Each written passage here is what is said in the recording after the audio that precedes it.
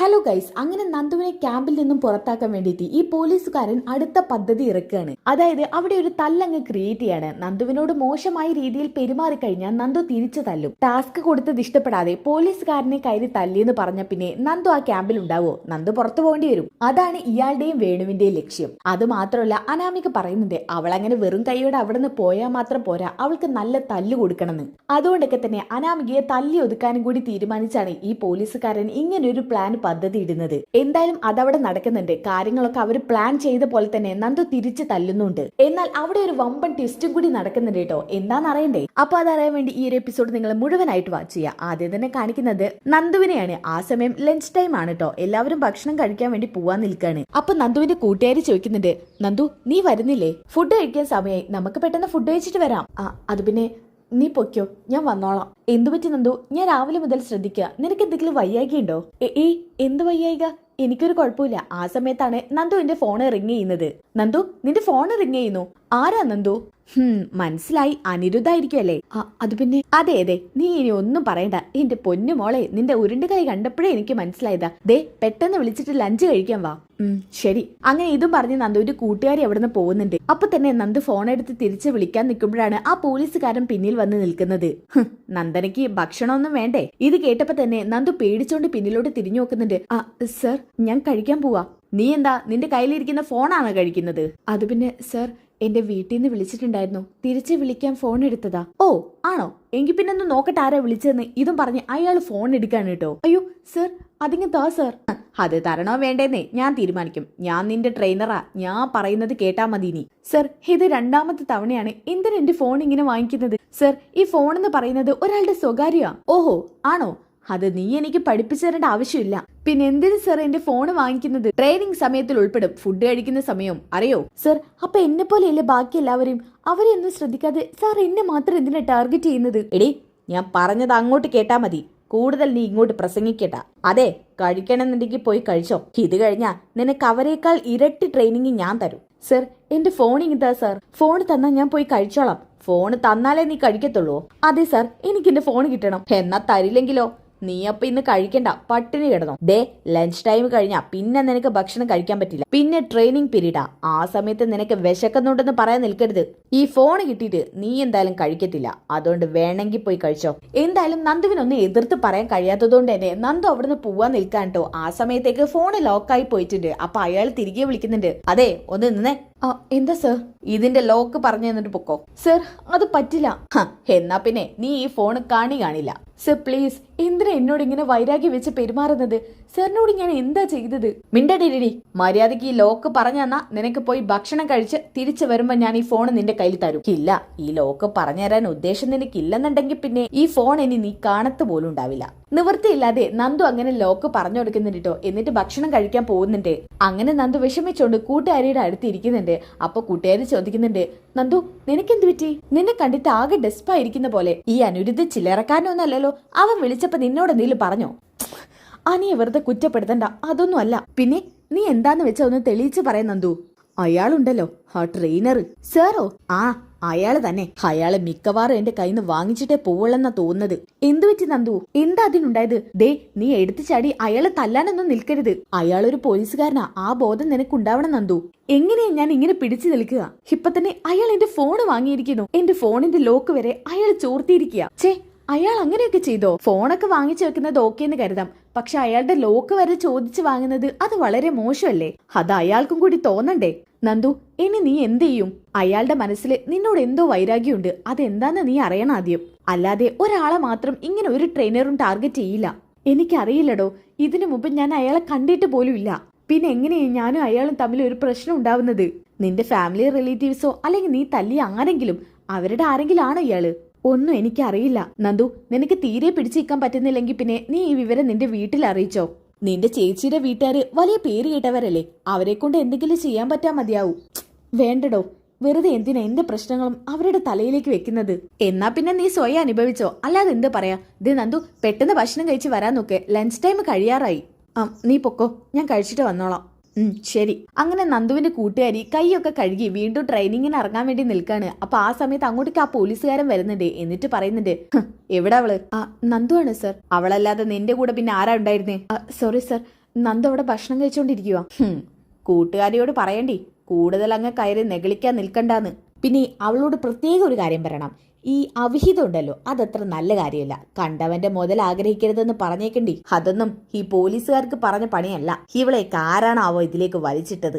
ദേ അവളുടെ ഫോണാ, കൊണ്ടുപോയി കൊടുക്ക്. ഇതും പറഞ്ഞ് അവളുടെ കയ്യിൽ ഫോൺ കൊടുത്തിട്ട് ആ പോലീസുകാരൻ അവിടുന്ന് പോകുന്നുണ്ട്. അപ്പൊ തന്നെ പെട്ടെന്ന് ഓടി ചെല്ലുന്നുണ്ട് നന്ദുവിന്റെ അടുത്തോട്ട്. നന്ദു, നിന്റെ ഫോണ്. എന്റെ ഫോൺ എങ്ങനെ കിട്ടി? നീ എന്ത് പറഞ്ഞ അയാളോട്? ഞാനൊന്നും പറഞ്ഞില്ല. ഞാൻ ചുമ്മാ അവിടെ നിൽക്കുമ്പോ എന്റെ അടുത്തോട്ട് വന്ന് വെറുതെ ദേഷ്യപ്പെട്ട് ഓരോന്നൊക്കെ പറഞ്ഞു. എന്നിട്ട് ഈ ഫോണും തന്നു പോയി. എന്താ അയാൾ പറഞ്ഞത്?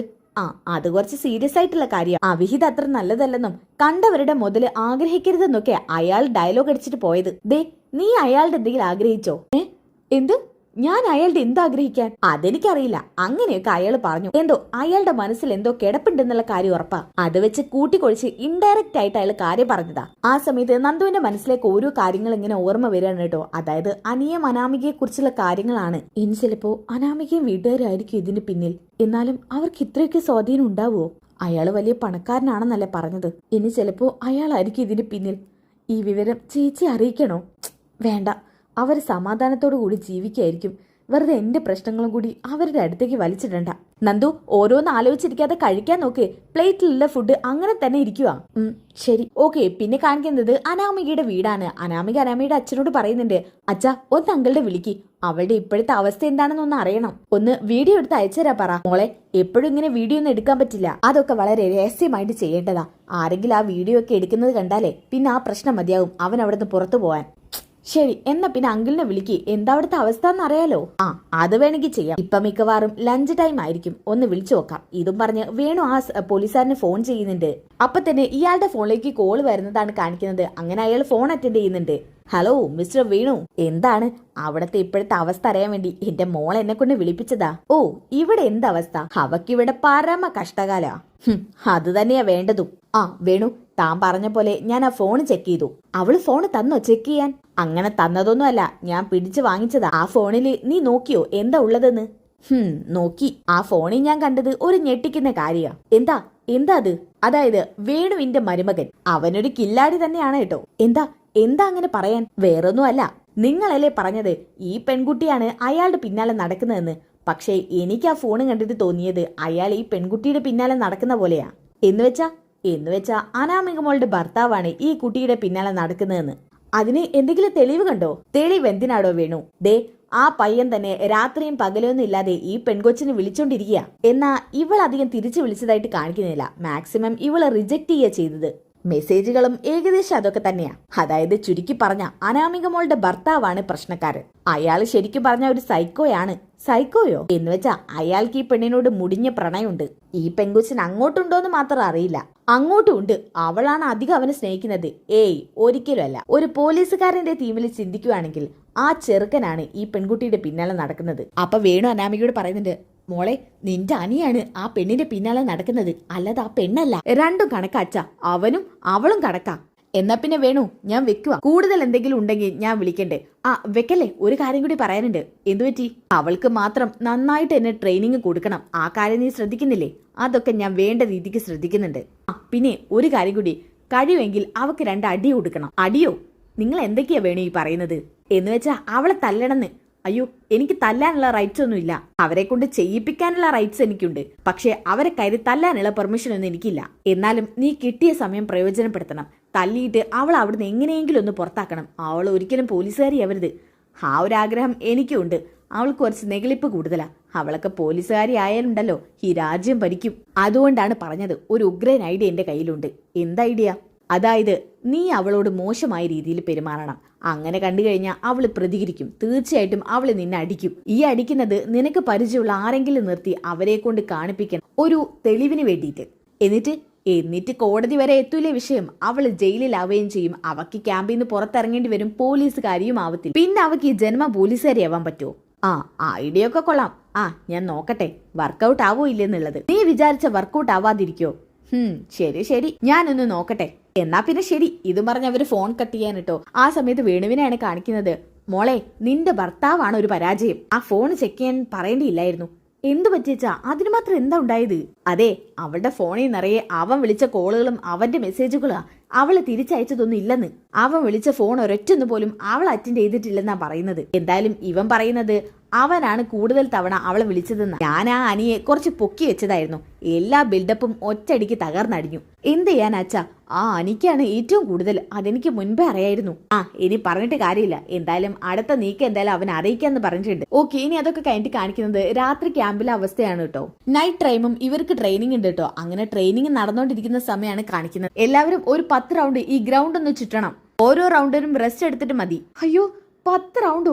ഇയാൾ ഇത് എന്തൊക്കെയാ പറയുന്നത് എന്ന് ഇവരുടെ കൂട്ടത്തിലുള്ള ഒരു പയ്യൻ പറയുന്നുണ്ട് കേട്ടോ. അപ്പൊ തൊട്ടപ്പുറത്തേക്കുന്ന പയ്യൻ പറയുന്നുണ്ട്, ഇത് വല്ലാത്തൊരു മുടയൻ തന്നെ. നമുക്ക് മാത്രം കാണത്തുള്ളൂ ഇങ്ങനെ ഒരു ട്രെയിനറെ. എന്ത് ചെയ്യാനാ, നമ്മുടെ കഷ്ടകാലം എന്ന് പറയാം. ഈ സമയമൊക്കെ ട്രെയിനിങ് അവസാനിപ്പിക്കേണ്ടതാ. ഇയാൾ വീണ്ടും ട്രെയിനിങ് എടുത്തോണ്ടിരിക്കുക. അല്ലടാ, നീ ഒരു കാര്യം ആലോചിച്ചോ? ഇയാൾ ആ പെണ്ണിനെ മാത്രം എപ്പോഴും ടാർഗറ്റ് ചെയ്യുന്ന എന്തിനാ? ആ നന്ദനയല്ലേ?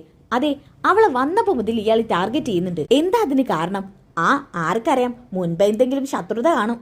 അതിന്റെ ഭാഗമായിട്ടായിരിക്കോ ഈ കിട്ടുന്നതൊക്കെ നമുക്കും കിട്ടുന്നത്. എന്താടാ നോക്കിയിരിക്കുന്നത്? പെട്ടെന്ന് ഓടി തുടങ്ങ്. അങ്ങനെ നന്ദുവും ഓടാൻ തുനിയാണ് കേട്ടോ. അപ്പൊ ട്രെയിനർ പറയുന്നുണ്ട്, നീ എങ്ങോട്ടാ പോകുന്നത്? ഇത് നിനക്കുള്ള ട്രെയിനിങ് അല്ല. അപ്പോ എല്ലാവരോടും ഓടാൻ പറഞ്ഞതോ? അത് അവരോടെല്ലാവരോടും. ആ എല്ലാവരിലും നീ ഉൾപ്പെടില്ല. എനിക്ക് മാത്രം എന്താ സ്പെഷ്യൽ ട്രെയിനിങ്? ഇങ്ങോട്ട് ചോദ്യം വേണ്ട, അങ്ങോട്ട് പറയുന്നത് കേട്ടാ മതി. വന്നേ, അവരവിടെ ട്രെയിൻ ചെയ്യട്ടെ. നമുക്ക് അവിടെയാ ട്രെയിനിങ്. അവിടെ എന്ത് ട്രെയിനിങ്ങാ? അതിനുള്ളിലൊരു ട്രെയിനിങ് ഉണ്ട്, നീ വാ. ആ സമയത്ത് നന്ദുവിന്റെ കൂട്ടുകാരി വളരെ ദയനീയമായിട്ട് നന്ദുവിനെ ഇങ്ങനെ നോക്കുന്നുണ്ട് കേട്ടോ. എന്നിട്ട് നന്ദുവിന്റെ കൂട്ടുകാരി മനസ്സിൽ കരുതുന്നുണ്ട്, ഇയാൾ എന്തിനാ നന്ദുവിനെ അങ്ങോട്ടൊക്കെ കൂട്ടിക്കൊണ്ട് പോകുന്നത്? എന്ത് ചെയ്യാനാ, ഇയാൾ പറഞ്ഞത് അനുസരിച്ചല്ലേ പറ്റൂ. അങ്ങനെ കാണിക്കുന്നത് നന്ദു ഇയാളുടെ പിന്നിൽ പോകുന്നതാണ്. ആ സമയത്ത് ഓടിക്കൊണ്ടിരിക്കുന്ന ഒരു പയ്യൻ പറയുന്നുണ്ട്, ഡാടാ അങ്ങോട്ട് നോക്കി, ആ നന്ദനയെ മാത്രം അയാൾ അങ്ങോട്ട് കൊണ്ടുപോകുന്നു. എന്താ അവിടെ? എടാ, സ്പെഷ്യൽ ട്രെയിനിങ് ആയിരിക്കും. ഇവളെന്താ വല്ല VIP ആണോ? ഇവക്ക് മാത്രം സ്പെഷ്യൽ ട്രെയിനിങ് എന്താണാവോ. പിന്നെ കാണിക്കുന്നത് ഈ പോലീസുകാരനെയും നന്ദുവിനെയാണ്. സർ, എന്തിനാ ഇങ്ങോട്ട് കൊണ്ടുവന്നിരിക്കുന്നത്? അതായത് ട്രെയിനിങ്ങിന് വേണ്ടി ആവശ്യമുള്ള സാധനങ്ങളൊക്കെ ഉണ്ടല്ലേ, അതിന്റെ ബാക്കി വരുന്നതൊക്കെ കൊമിഞ്ഞു കൂട്ടിയിരിക്കുന്ന ഒരു റൂമാണ് കേട്ടോ. നീ കണ്ടില്ലേ, ട്രെയിനിങ്ങിനുള്ള ഇഷ്ടം പോലെ സാധനങ്ങൾ ഇവിടെയുണ്ട്. പക്ഷെ ഇതെടുത്ത് ട്രെയിനിങ് പുറത്തുനിന്നല്ലേ ചെയ്യേണ്ടത്? അതെ, പക്ഷെ നിനക്ക് മാത്രം ഇവിടുന്ന ട്രെയിനിങ്. എന്താ സാർ ഇതൊക്കെ? എനിക്കറിയില്ല. സാറിന് എന്നോട് എന്താ ഇത്ര വൈരാഗ്യം? ഞാൻ ഇതിനു മുമ്പ് സാറിന് എന്തെങ്കിലും ചെയ്തോ? അതോ ഇനി എന്റെ ബന്ധുക്കൾ എന്തെങ്കിലും ചെയ്തോ? നിന്റെ ബന്ധുക്കൾ എനിക്ക് അറിയ പോലും ഇല്ലടി. പിന്നെ എന്താ സർ പ്രശ്നം? ഞാൻ ഇതിനു മുമ്പ് സർ കണ്ടിട്ട് പോലും ഇല്ലല്ലോ. എന്തിനാ കാണേണ്ട ആവശ്യം? നിന്നെ ഒറ്റ നോട്ടത്തിൽ കണ്ടപ്പോ തന്നെ എനിക്ക് ഒരുപാട് അങ്ങ് ഇഷ്ടപ്പെട്ടു. അതുകൊണ്ടാ ഞാൻ നിന്നെ മാത്രം ടാർഗറ്റ് ചെയ്യുന്നത്. സർ, ഞാൻ പോവാൻ വരട്ടെ. ട്രെയിനർ പറയുന്നത് കേൾക്കണം. ഇപ്പൊ നീ ഇവിടുന്ന് പോയാ നാളെ നീ ഈ ട്രെയിനിങ് ക്യാമ്പെന്ന് പുറത്താ. സർ പ്ലീസ് സർ, എനിക്ക് അങ്ങോട്ട് പോകണം. അതെങ്ങനെയാ പോവുക? ഒരു സുന്ദരിയായ പെണ്ണും സുന്ദരനായ പുരുഷനും. അപ്പോ ഞാൻ എങ്ങനെയാ പുറത്തോട്ട് പോവാ? ദേ, ഞാൻ പറയുന്നതൊന്ന് നന്നായിട്ട് കേൾക്ക്. സർ, വേണ്ട സർ, മാറി നിൽക്ക് സർ. ഒരു ട്രെയിനർ ഇങ്ങനെയൊന്നും പാടില്ല.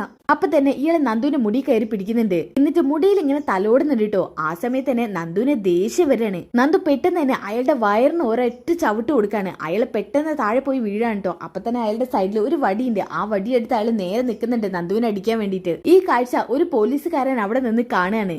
എന്നിട്ട് നന്ദുവിനെ അറഞ്ച് പൊറച്ച് തല്ലുന്നിട്ടോ ഇയാൾ ആ വടി വെച്ചിട്ട്. സർ, വേണ്ട സർ, സർ എന്നെ അടിക്കല്ലേ സർ.